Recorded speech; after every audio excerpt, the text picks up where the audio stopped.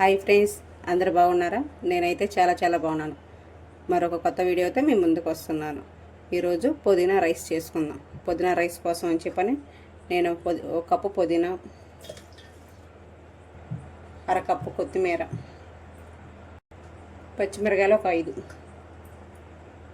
అల్లం ముక్క చిన్నది ముక్కలుగా కట్ చేసుకొని వేసుకోవాలి. చిన్నులపాయలు ఒక 5 రెబ్బలు వేసుకొని మిక్సీ పట్టుకోవాలి మెత్తగా. స్టవ్ మీద కళాయి పెట్టుకొని కళాయి వేడెక్కినాక 3 స్పూన్ల నెయ్యి,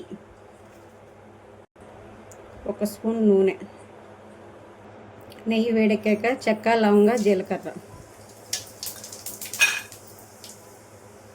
1 కప్పు జీడిపప్పు,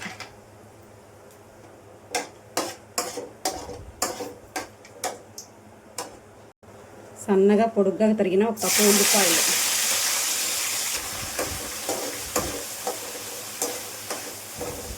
ఉల్లిపాయలు బ్రౌన్ కలర్ వచ్చిన తర్వాత మిక్సీ పట్టుకున్న పుదీనా పేస్ట్ వేసుకోవాలి. మొత్తం ఒకసారి కలుపుకొని ఆయిల్ పైకి తేలేదాకా ఉడికించుకోవాలి. ఉప్పు రుచి సరిపడినంత, పసుపు,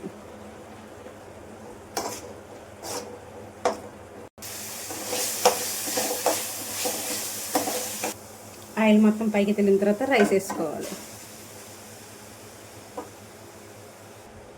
మసాలా మొత్తం రైస్ కలిపేలాగా కలుపుకోవాలి.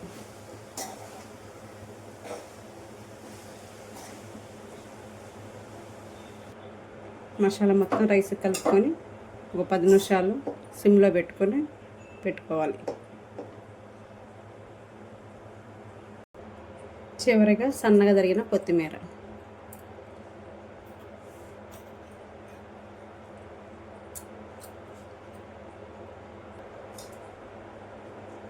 ఎంతో గుమగుమలాడే పుదీనా రైస్ రెడీ అయింది.